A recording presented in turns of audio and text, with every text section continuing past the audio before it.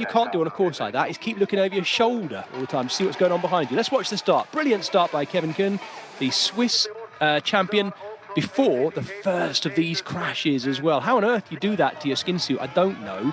By the looks of it, for Victor van der Putte there, he's pretty much undressed himself in that crash, although thankfully he was up on his feet. Then was the second crash in the sand section. Corne van Kessel and others down in that one, and then thankfully things started to calm down. But they calmed down into, in the end, a leading group of, well, fluctuating between 10 and 12 riders, Helen, at any time. Yeah, and with Sweik and Stringer together at the front of the race, they were able to actually control the race a little bit. And we can see here that Isabet is just working to get into the middle between the two, because he knows what's capable when teammates work together. And then he decides that he wants to try and make this a smaller group at the front of the race. Yeah, this is when we started to see Eli Isabet wanting to lead a little bit more. He was very happy to lead into that kicker every time we got to it, but it was him kicking up there that started to draw clear him and Laurens Sweik. It was Mace Hendricks who couldn't quite follow the wheel, but actually Hendricks was already riding very well. Niels van der Putte spotting the danger, coming over the top.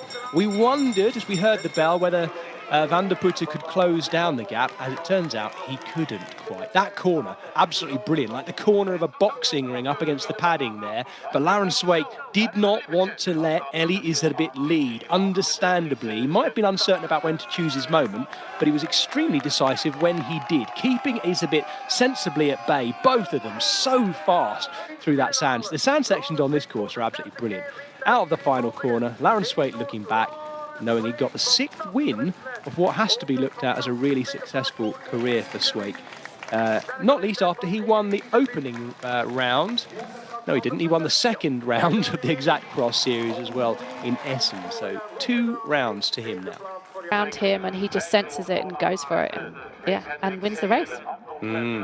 Look at that, nearly all Belgian. Just paying always attention for every attack, and some mistakes in the sandpit was also crucial, I think. And in the end it was just a final of 2.5 laps, I think. When did you know I'm gonna win this? When I'm turned on the last straight line to the finish, I know it was the victory there. Yeah. Thank you, Proficiat Laurens Sweik. On the races this year than we have in the past, and so definitely, I don't see why he couldn't. Well, watch this space. He's got time. He's only 24 years of age, Niels van der Putte, but he today was 3rd. And Laurens Sweik was the winner. Well, that's all, folks. Helen Wyman, thank you very much indeed from me, Jez Cox, and Helen. Until the next time, thank you and bye-bye.